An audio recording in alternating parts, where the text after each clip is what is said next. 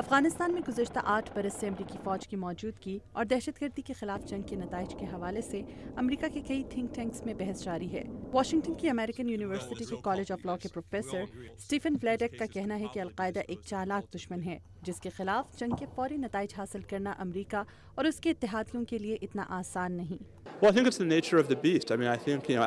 القاعدہ اور طالبان وہ لوگ نہیں ہیں جو ایک ہی جگہ بیٹھے رہے ہیں جہاں پر آپ ان پر حملہ کر سکیں۔ سوال یہ ہے کہ دہشت گردی کے خلاف جنگ میں کامیابی آپ کسے کہتے ہیں؟ یہ کوئی چھوٹے سے میدان جنگ میں لڑی جانے والی جنگ نہیں ہے۔ میرے نزدیک یہ ملٹری اور پبلک ریلیشنز مسئلہ ہے، جہاں سوال یہ پیدا ہوتا ہے کہ کیا ہم طالبان اور دہشت گردوں کے خلاف خطرے سے نمٹنے کے لیے اپنی سیکیورٹی کی مد میں درست اقدامات اٹھا رہے ہیں، اور ایسا کرتے وقت ہمیں اس بات کو مد نظر رکھنا ہوگا کہ طالبان کے خلاف ہمارے اقدامات کی وجہ سے طالبان کو دوبارہ متحد ہونے کا موقع نہ ملے۔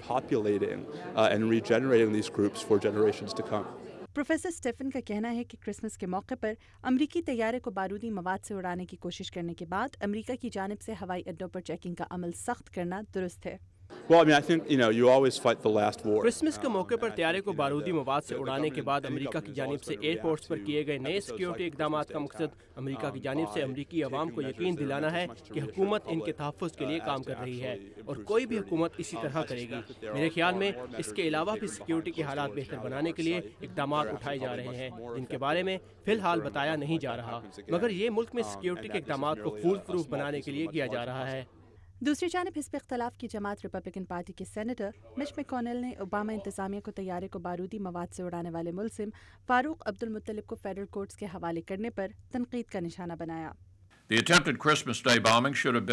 کرسمس کے موقع پر طیارے کو اڑانے کی کوشش کو بہت سنجیدگی سے لینا چاہیے تھا، مگر ایسا نہیں کیا گیا۔ انتظامیہ ابھی بھی اپنا پیغام پھیلانے میں زیادہ دلچسپی لیتی دکھائی دیتی ہے، بجائے اس کے کہ امریکی عوام اور قانون سازوں کو اس بات کا یقین دلاتی کہ کیوں یمن میں القاعدہ سے کچھ عرصے قبل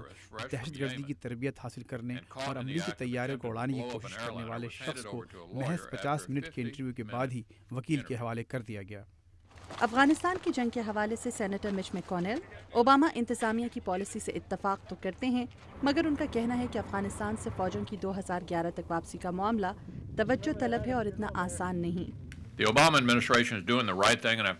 اوباما انتظامیہ افغانستان میں درست اقدامات کر رہی ہے۔ ہماری اور ہمارے اتحادیوں کی کوشش کی وجہ سے افغان حکومت کو وہاں کامیابی کا موقع ملا ہے، مگر ہمارے اتحادیوں کو ضرورت ہے کہ وہ پاکستان اور افغانستان کی مدد کرتے رہیں تاکہ ان علاقوں میں طالبان کو ناکامی ہو سکے۔ اوباما انتظامیہ کی جانب سے جولائی 2011 کی ڈیڈ لائن اور وہاں سے امریکی فوج کے انخلاء کے اعلان کی وجہ سے ہمارے اتحادی وہاں پر ہمارے طویل المدتی پلانز کے حوالے سے مخمصے کا شکار دکھائی دیتے ہیں، اور یہ اوباما انتظامیہ کا جلد بازی میں کیا گیا فیصلہ ہے۔ ہمیں ڈیڈ لائن کے تعین کے بجائے اس جنگ کی اہمیت کو مد نظر رکھنا چاہیے، چاہے ایسا کرنا مشکل ہی کیوں ہو۔